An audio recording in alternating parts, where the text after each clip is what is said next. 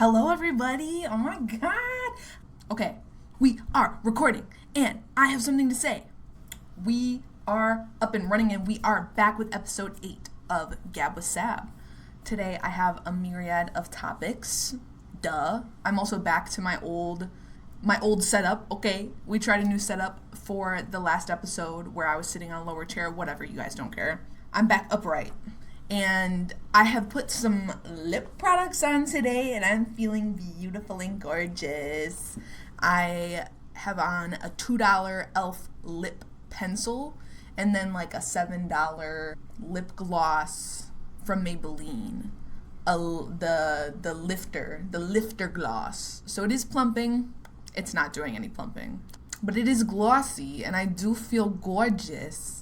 And I just wanted to say that lip products are like my new makeup frontier.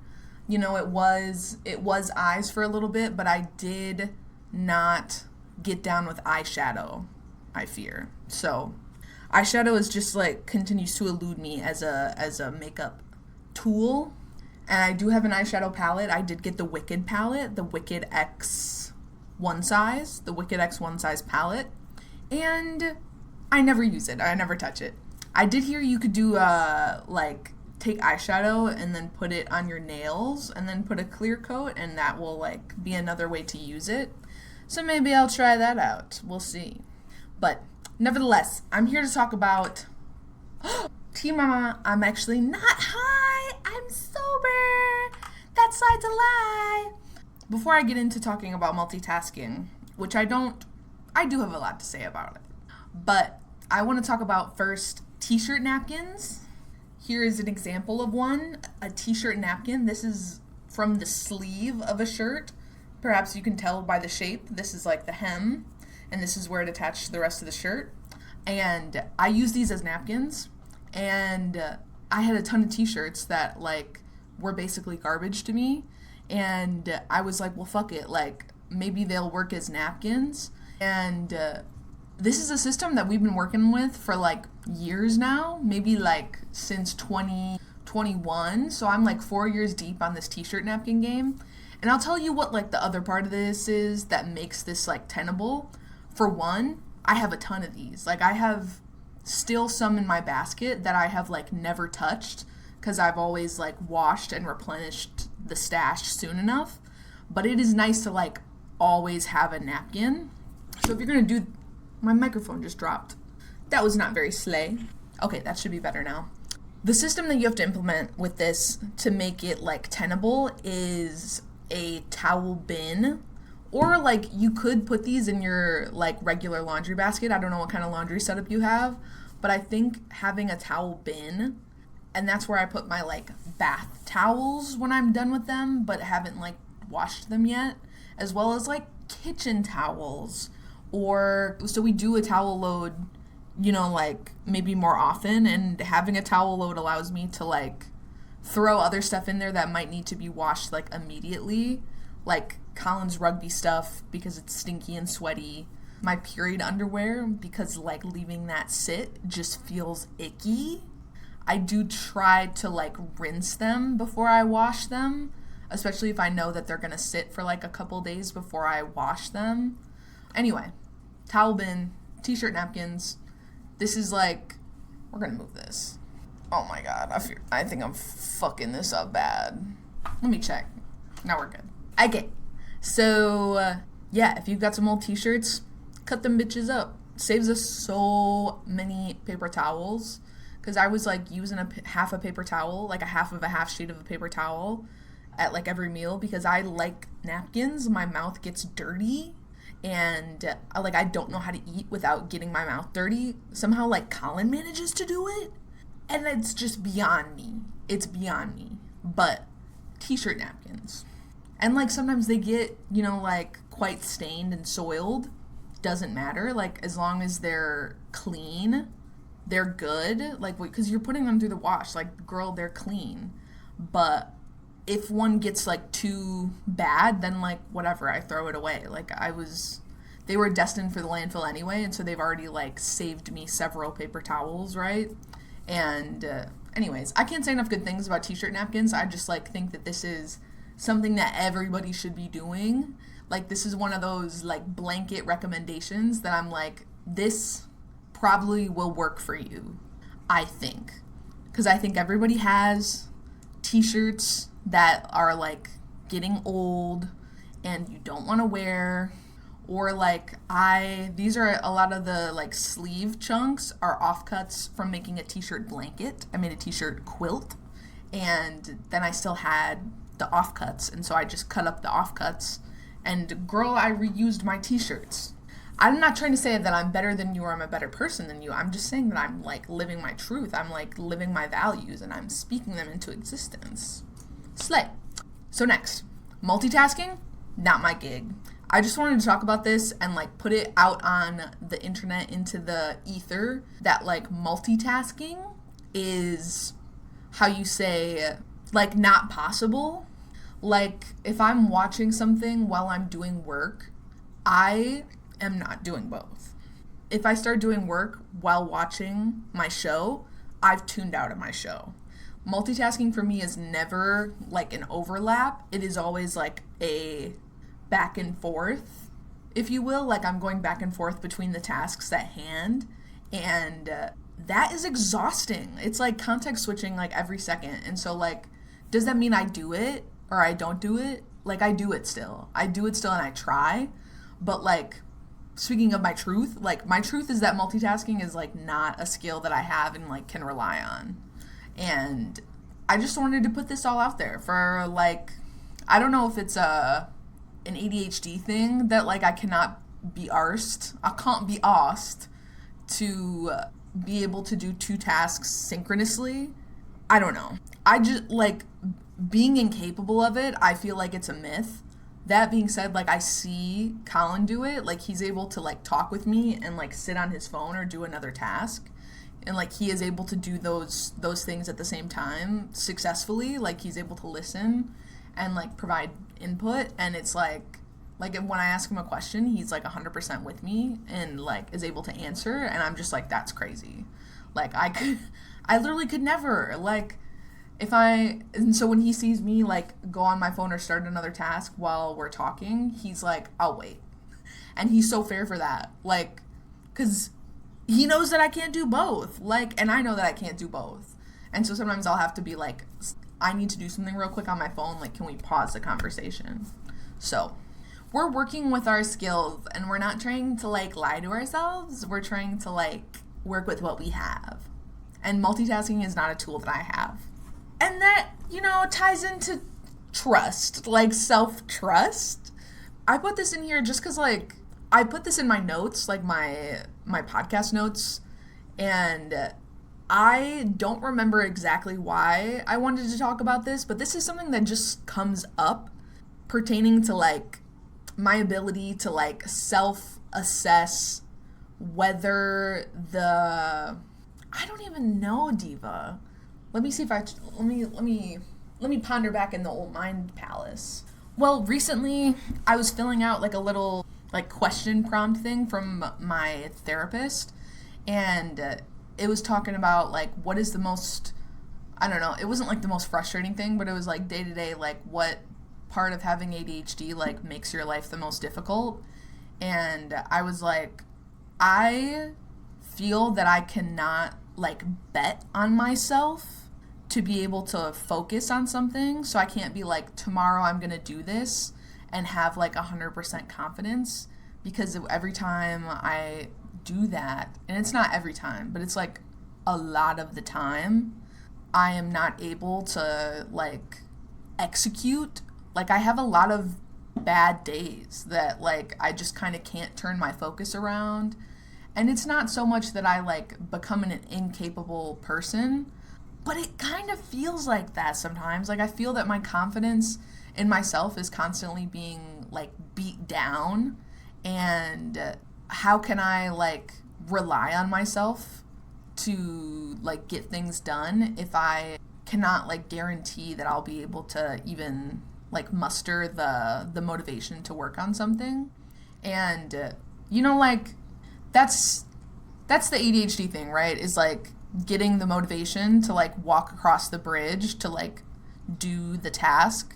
Like, I have heard a metaphor where, like, if you imagine a bridge in front of you, like a rope and, like, plank bridge, that getting across that bridge to, like, start the task is built by these, like, planks of motivation and planks of, like, and whether you get that from, like neurotypical people might get that from people, neurotypical people might get that just from, like, imagining themselves doing the task and succeeding at it, or, like, you get literally, like, a dopamine hit from trying to think about the task and, like, picturing yourself doing it and imagining it being done. And people with ADHD just, like, don't reliably get that dopamine hit, and, like, your brain can't, like, literally struggles to make it across the bridge to start a task. And so anyway, there are tricks that you can try to, like, get more motivation, like, literally go through those practices of being like, I'm imagining myself succeeding, and I am not just imagining it once and, like, getting that dopamine hit, but maybe I have to, like, repeat that thought several times in order to have enough planks to, like, cross the bridge. And yeah, I don't know, I guess I put this in here because I want to say that this is kind of an ongoing theme, ongoing problem for me. And so if you, like me, are interested in my psyche and the psyche of, like, neurodivergent people at large, and just trying to, like, understand people and humanity more, whatever, then you might find that interesting, and maybe you struggle with that too. So, like, I don't know, trusting myself is hard. Like, I do, and this is kind of like, this for me feels similar to, like, my self-worth, where, like, it is inconsistent, it's here and there. And so, like, ultimately, I think that I believe in myself and I trust myself, and that's why I choose to, like, continue living, to be completely frank. But, like, I don't always feel that way. I don't always feel like I can trust myself or, like, my own assessment of, like, a situation. Like, sometimes my feelings are, like, disproportionate to the circumstance, or what feels, like, very true in one moment might feel and be less true, like, you know, quote unquote, in reality, but just, like, with further thought and time and reflection. And so, like, there's part of trusting myself that is, like, trusting that my mind and my self-assessment can change, but that doesn't make, like, the feelings any less real. And it's just a matter of, like, how I act on those feelings, that's, like, important. I don't know. I'm running in circles. But same with my self-worth. Like, I feel that it's here and there. Like, sometimes I am feeling 100%, like, capable, and I, like, think about, especially as a freelancer, like, I think about different ways to sell my time and, like, things that I'm good at and things that people could pay me for. And I'm like, yeah, obviously you would pay me for this. Like, I'm really fucking good at it. But then, of course, when it comes to, like, software, it always comes back to, like, me fucking, like, hating software. Software is, like, it makes me feel stupid all the time. Like, 90% of the time that I'm doing software, I feel stupid. And I always, you know, make it through it. Like, I'm always able to do it. But similar to the, like, ADHD and relying on focus, like, I feel that I have struggled for so long to build up, like, a wealth enough of knowledge and skills and experience to feel like a confident engineer, and, like, I can confidently solve problems with software. And it is just so annoying because I'm, like, asking people to pay me for this like, skill that I have, and it just makes me feel like, I just don't know how else to say it besides it just makes me feel so stupid. Like, there is just always something more and something else to figure out. Like, it's never straightforward.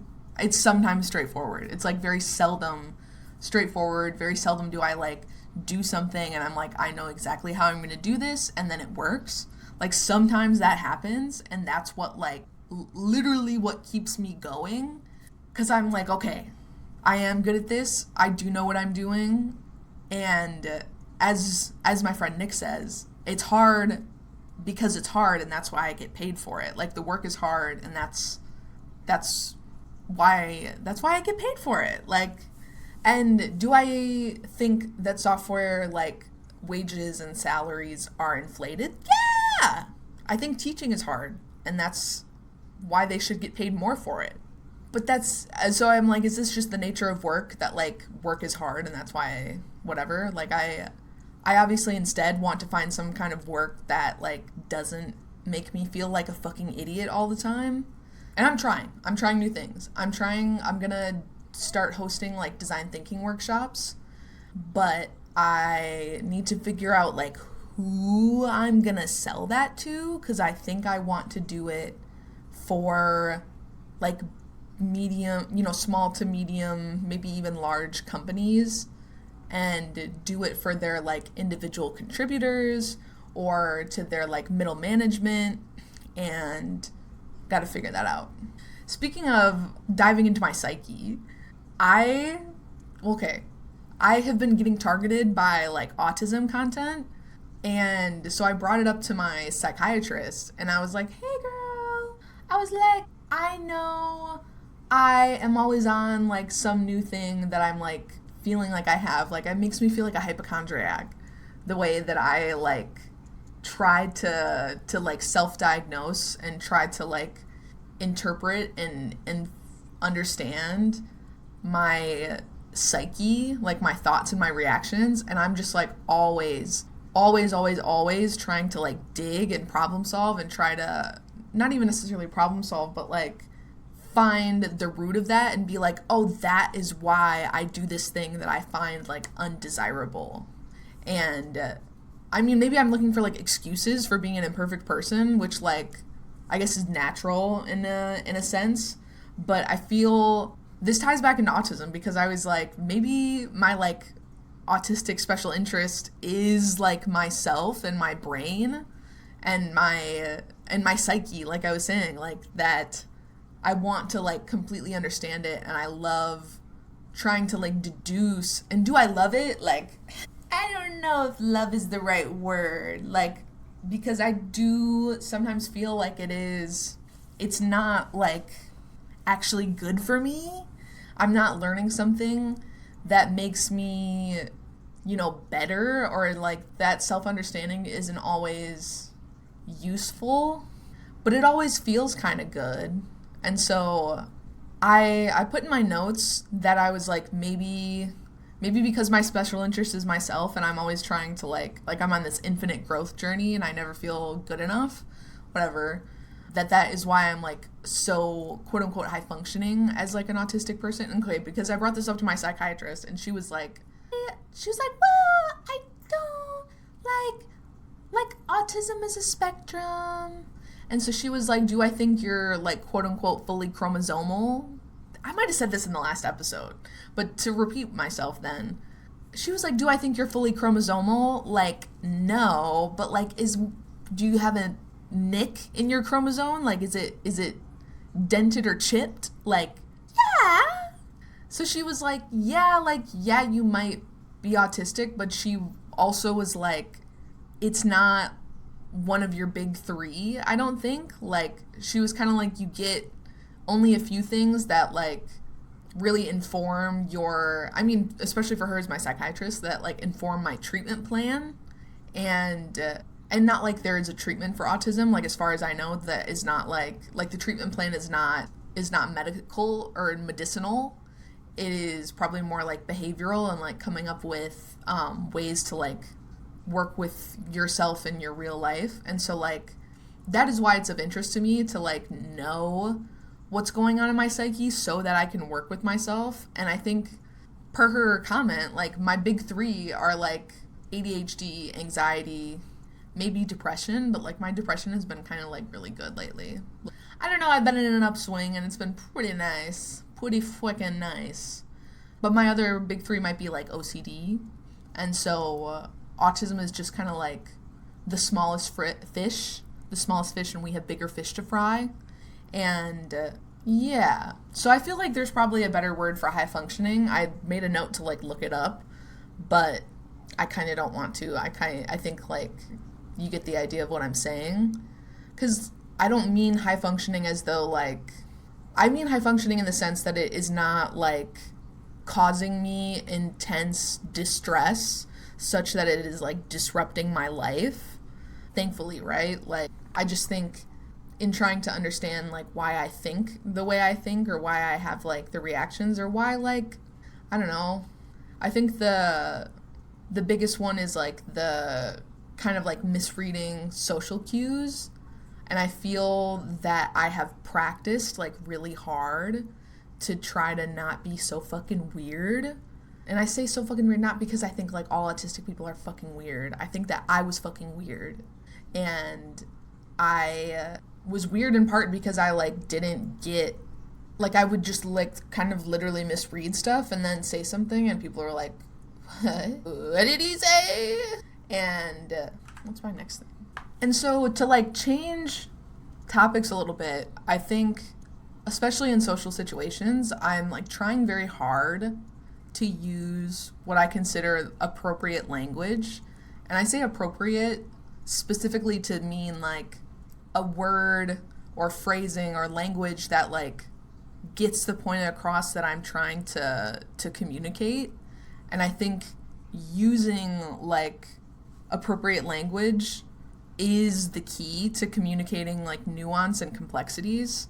And so when I'm in, like, social situations, I try very hard to, like, use the right words so as not to, like, misconstrue meaning. But I do this to the point of, like, self-censoring, and it's, like, it feels sometimes, or it has come across to my friends sometimes, that I am, like, trying basically not to say something offensive or, like, rude, and my friends have been like, girl, you do not need to, like, justify your thinking around me. Like, you can have mean, nasty thoughts, or you can have, like, thoughts that you're not, like, super proud of, or thoughts that you're not going to act on, and you can share that with me, and, like, you can work out how you're feeling. And if you say something that is, like, distasteful, just, like, trust that I will raise that to you if I think that is worth, like, assuading. That can't be a word. But so this feels like another, like, dare I say, a special interest, but, like, I don't know, I find, like, and again, this could be everybody, but I, like, think language is really interesting. I think choosing my words carefully and using that as a tool to, like, make people feel seen and understood is, like, super valuable. I don't know, just, like, telling people, like, it sounds like you're saying this, and using the right words there can, like, be really transformational. I mean, that's, like, what therapy is, right? So I'm not trying to purport that I'm, like, therapizing my friends. I mean, I am. Like, am I reiterating stuff that I've learned in therapy? Yes, like, all the time.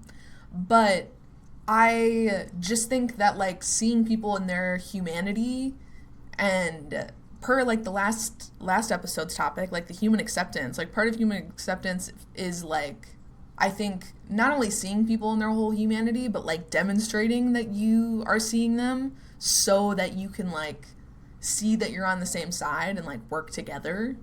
Yeah. Language is just, like, such a tool, such a useful tool, if you will. And I love using it. I love talking, what can I say? Gab with Sab. We're going to take a little commercial break, and I'll be back to you shortly. Okay, hey team, hey everybody. This episode of Gab with Sab episode fucking 8, bro, is brought to you by the band Very Astronaut.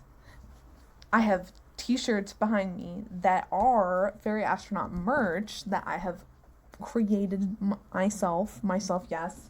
It is not my logo. That was the JoJo design, a JoJo Bricky design original, but I have taken it and, you know, used it to create pieces of apparel.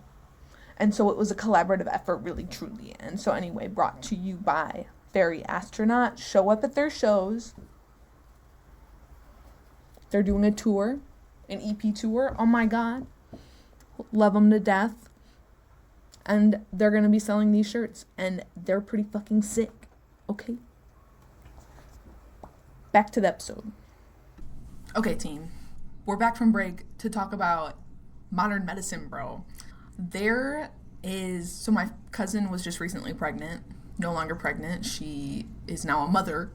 And she was telling me how, like, the height from your, like, something in your pelvis to, like, the bottom of your sternum, basically the height of your uterus, corresponds, like, in inches. Was it inches, like, or centimeters or something, to the number of weeks pregnant you are? And I was like, that is fucking crazy. That is crazy that it aligns in that way. And I was like, surely there should be a model to predict the, like, weight of a child based on something like that. Because we know, like, how big babies are, I feel. And I guess, like, babies vary in size and weight, and it depends on the size of the mother, I'm sure. I don't fucking know. And anyway, I was just like, there should be a model for this. And so this is a call to action for medical people. I have not Googled this, and I probably should, to see if there is. But I feel that if we can predict the height of your uterus based on how many weeks pregnant you are, then we should be able to predict the weight of the baby and the size of the baby. I don't know. Something I'm learning about pregnancy, now I have another friend who's pregnant, and something I'm learning is that, like, they kind of just don't tell you anything about what it is like being pregnant, and you just kind of, like, discover it all on your own. And obviously there are books and stuff, but you have to, like, go out of your way to get that. Like, the medical staff that are engaging with you for your, like, different preventative and, like, regular appointments and stuff are, like, not telling you anything effectively. Like, there's so much to pregnancy, it seems, and so many experiences that are consistent at different times of different numbers of weeks that you're in. And, like, how do you know that something is abnormal or not? Like, I don't know. And it's just, like, it baffles me that there's not more, like, common knowledge about pregnancy. Like, that feels like something that we should be learning in motherfucking health class. Like, especially because out of high school, like, it's pretty likely that there are a lot of people who are going to be having kids.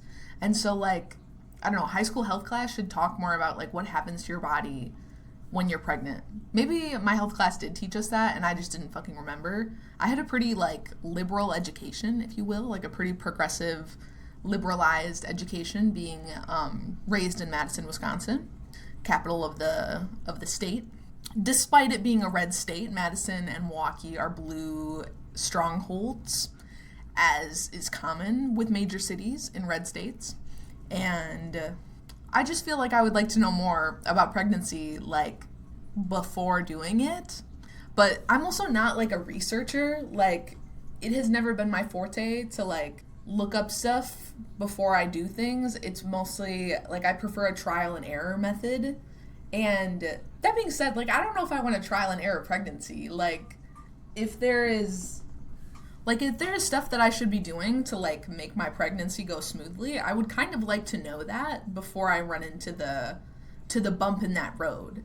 Because, like, I don't know, the stakes are kind of high. Like, not only is the life of my, like, unborn fetus, you know, the potential there, that feels scary. And I'm sure when I have, like, an unborn child in my womb, not making a comment any which way on when I think, like, gestation or whatever the fuck, like, when we, like, decide that the baby is alive and has rights, whatever, I am also concerned about my health. Like, I don't know, pregnancy's fucking scary. Your body does all kinds of crazy shit. And crazy shit, like, you, I think, become, like, more flexible, and because your body is, like, preparing to adapt and stuff. Just crazy. Like, I feel that every time I talk to more pregnant people, they're just like, this shit is happening and it doesn't make any sense. Or, like, I think actually oftentimes it makes, like, perfect sense what pregnant people are experiencing, because it's like, oh yeah, your body is trying to prepare to give birth. Like, that makes sense. So, like, you would get more flexible, you would get more, like, loose. Your body gets a little looser. You know what I mean? And I think that's why pregnant people might be more like prone to injury during like exercise.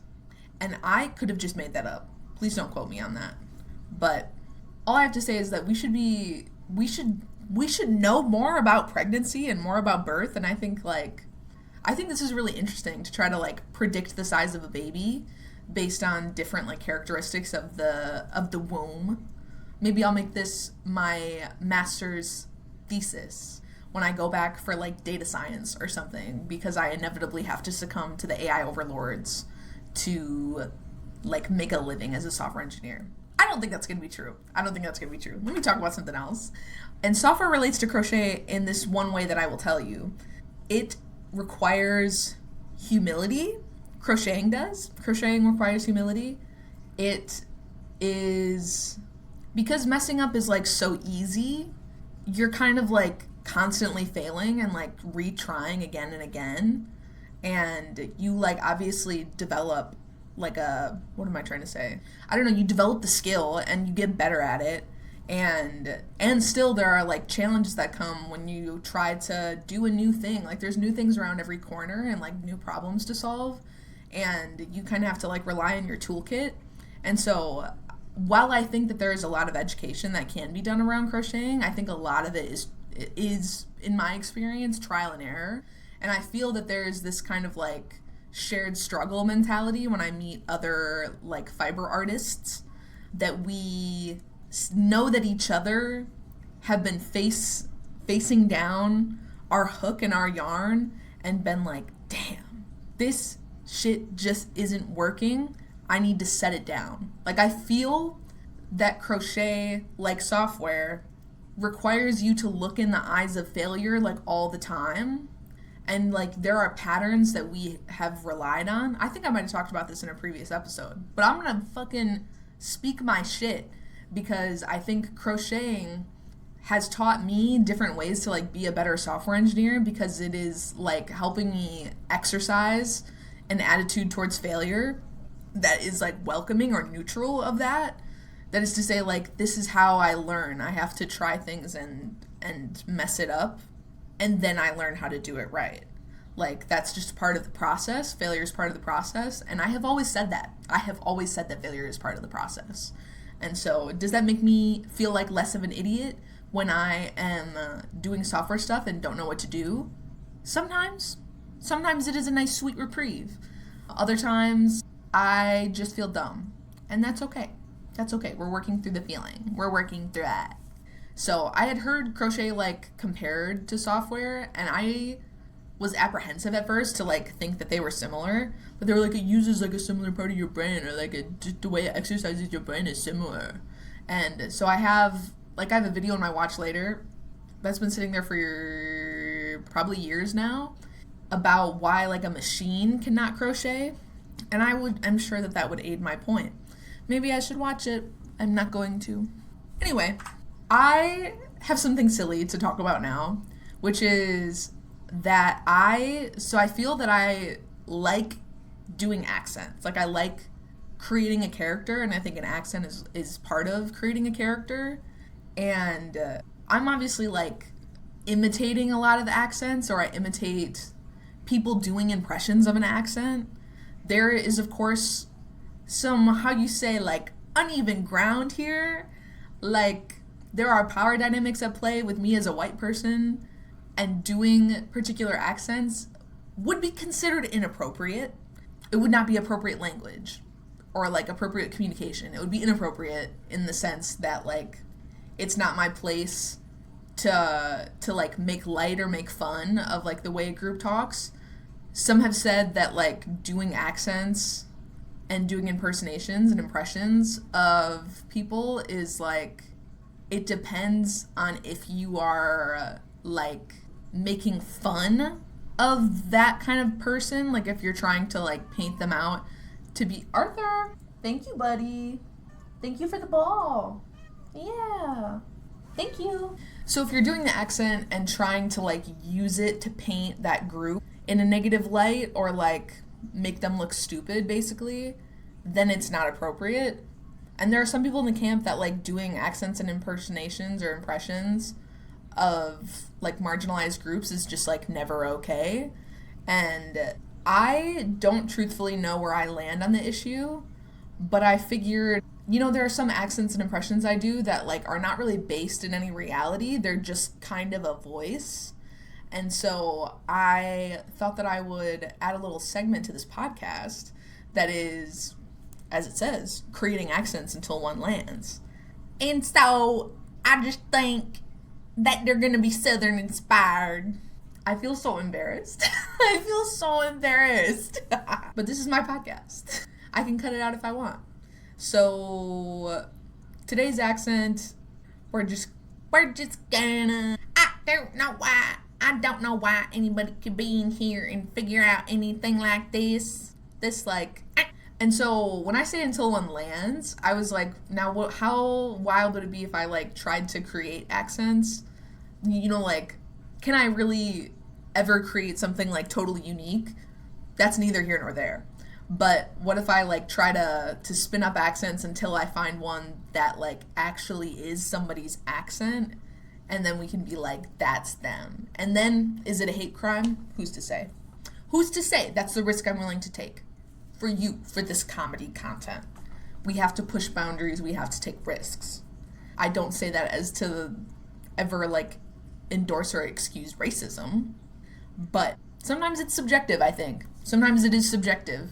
And that doesn't mean that like someone who finds something racist is any more or less correct than someone who doesn't. But that's just like the truth I have to live with. So anyway, I just think that we can't be in here and getting some fucking rice and tofu. And these little dang kids these days always want to have some fucking soybean, some fucking tofu, tempeh. You know what I'm saying? Tempeh? Weird word. I don't know. We'll workshop this one. I don't know how I feel. I think I was confident in my ability to create an accent out of nowhere, and now I'm like, I gotta get closer to this microphone. We have her to speak into. Like, I don't have to be so far. Is it in the shot? I don't know. Anyway, content shout out. This is Frog Jumping Jubilee. Don't know what's up with his channel name, but this is my friend Cotter, my friend Alex Cotter, who is a designer and is doing this series on his channel where he shares the sawdust of like the process of trying to create a new game and like going through the kind of like design thinking, design process, and demonstrating its like iterativeness and its like playfulness and its excitement and like just sharing with us all the steps along the road. And it's fun content. This is also my friend, so obviously I'm biased, but like I'm an advocate of the process that he's following, and I think it's cool. I think he's making good content out of it. He's like got a month and a half off or something of like severance pay, and so he's like really leaning into to try to not only like make a new game, but share this process and try to like, I don't know, make a name for himself. I don't know all his motivations, but you should go watch that content. It's good. I'll link it in the description. And that's it. It's a short episode today. Lasting thoughts. I've been sporting my bagoo about town all over the place. I went to the Ren Fair a couple times. Who cares? Music, been kind of on the same stuff. I'm going to take this lip gloss off and eat my tofu, my liberal tofu. Okay. Bye, everybody. Thank you for listening. Enjoy the shorter episode.